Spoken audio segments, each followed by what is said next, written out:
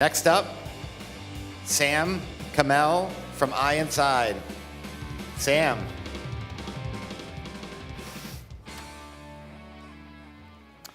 Okay, good afternoon, Phocuswright. It's great to be here. I'm Sam Kamel, CEO of iinside. We're an indoor motion analytics company. We've been around since 2002.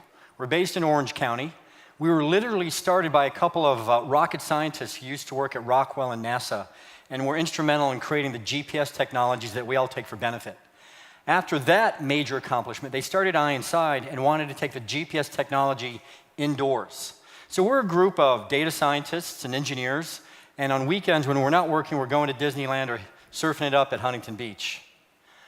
We are today an indoor motion analytics company, and we've been working with airports to give airports visibility into the data they have in terms of passenger flow. In the future, we're becoming a data company helping create connected travel experiences. We're proud of our customers, we're proud of our partners. We've won a couple awards lately. We've got a big stack of patents, and we think we're doing some very cool stuff. This is what we've built, is primarily a data platform around indoor motion analytics. We've worked with BLE, we've worked with Wi-Fi technologies, we've worked with optical. Right now we're rolling out a whole new platform with LiDAR. And LiDAR is the kind of technology you find on autonomous vehicles. It's precise, it's accurate, it gives us full 3D visibility into what's happening into a large venue. And we take all that sensor data and we put it into our platform, and in the past we used to share that, and we still do, with airports and retail. We think that going forward, we want to take that data that's trapped in the airport and get it into the hands of all the travelers. So when we work with airports, much of the work we do with airports is about operations, efficiency, security, smarter operations. But a lot of that is about cost reduction. We've been working with airports recently, convincing them that this pile of great data they have should be in the hands of travelers, should be in the hands of organizations like TripIt, one of our key partners. We can drive new experiences, and for the airports, we believe they can make a whole lot more revenue. When it comes to the travel experience around the airport, we see a 360 journey. You're heading to the airport, you're at the airport, moving through, trying to get to your gate, you're moving through the airport, making a connection, maybe heading to rental car, and then ultimately on the way home. The problem we're trying to solve today has to do with getting to the airport and the questions that go through our minds every day. So on Thursday, when we're all leaving Phocuswright trying to head home, you're going to be asking yourself, when should I leave to get to LAX? When should I call my Uber? How long is it going to take me to find the right parking? Or how long is it going to take me to get through security? These are the kinds of questions we can answer using our indoor motion analytics. There are more questions that we can answer as well, more issues that come up to make more seamless travel experiences possible. But today I'm going to focus. We're going to focus on security, because security remains that low point in the travel experience. It is the most negative experience, it's the most stressful experience, and we think we can try to solve that and improve it for all travelers. So case in point, TripIt's a company we started working with last February. And now TripIt, using our API that we're getting from all the airports we work with and taking that data set, they're integrating it into TripIt Pro. And with TripIt Pro customers now, they can check current wait times on demand. And TripIt is also providing a 2 to 4 hour courtesy notice telling its customers when it is time to leave to the airport or how long the security is at Denver North, for example. We thought this was one small step for our company. We thought it'd be a very interesting step. Little did we know that TripIt would get more positive press coverage for this single feature than any other feature they'd introduced in the past 10 years. So we were absolutely excited, and we thought, okay, we're on the right track, let's keep going. So as we think about the future, we want to wire up more airports with more data and create more newer use cases. And right now, more and more passengers are getting to the airport with rideshare. And wouldn't it be great if on Thursday, as you're heading to the airport, your Uber, your Lyft driver will tell you, you know what, I'm going to drop you off at Terminal 4. Because you're supposed to go for Terminal 5 for American, but the wait time at Terminal 4 is only 10 minutes. The wait time at the American terminal is 25 minutes. If you need those extra 15 minutes and you're trying to get home and don't want to miss your flight, that's an incredibly valuable user proposition we think we can help empower. Our revenue is about data. Data is the new oil. And for our purposes, what we're trying to do is work with more airports to mine up more data that we can put into our platform and share.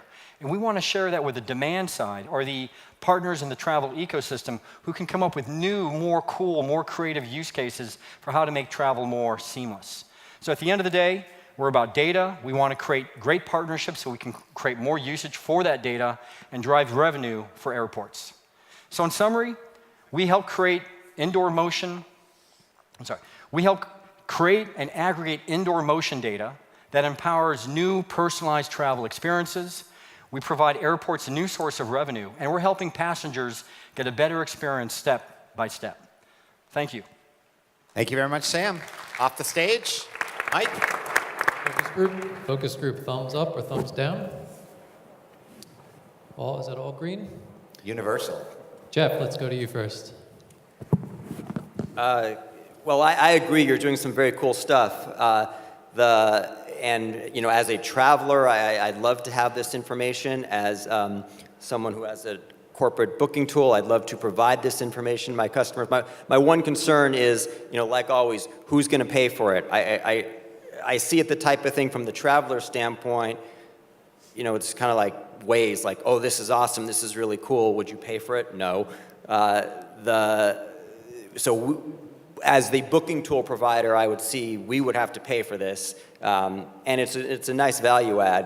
Of course, it depends on how much it's going to cost, but you know, good product. But I think the commercial terms, I'd be curious to hear how those work to determine if it's viable. Indoor motion analytics. I wish I thought of that. You know, I think you better trademark that, but I think you're onto something.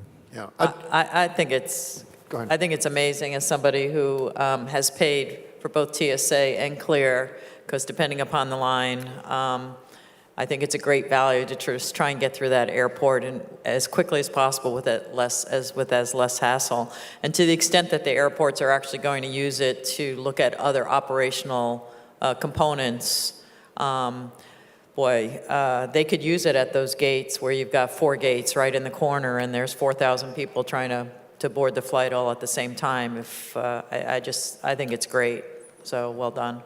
But I'd like the idea if expanded it. Think about a destination, and a destination has friction points as well, and you could create a much more enhanced consumer experience if you can allocate or communicate to the consumer where to be and when to be there, and in terms of paying for that.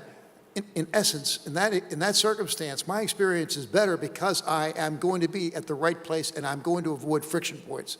So I'd like to know if you're going to think about that as well. I had a question about the commercial model. Like Jeff, I want to know who you're charging. The technology, love it. Only thing that could have made it better if you'd mentioned an alcoholic beverage more often in your presentation. I like getting the airport security process under control. Everyone's going to love that, as you can see up here. The part I didn't really understand is, you said that you generate more revenue for airports. How? Who's paying who? How's the airport getting paid? All right, so I think we have revenue model as well as applications outside of airports. Okay, so on the revenue model, right now we're being paid by the travel ecosystem partners we have, take TripIt, and we share that revenue with the airport as an incentive for the airport to participate. We think there are a lot of other pockets of money having to do with airport loyalty, travel experiences, corporate travel, others who can differentiate and create a more valuable or unique proposition, maybe nudge the market share a little bit in their favor. So we think that the dollars here really come out of the marketing or the passenger experience customization opportunity. But right now we do share the data, we share the revenue because it creates a real great win-win for us. And opportunities outside of the airport?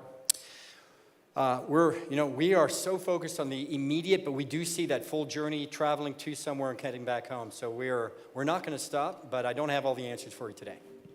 Thank you very much, Sam. Well done.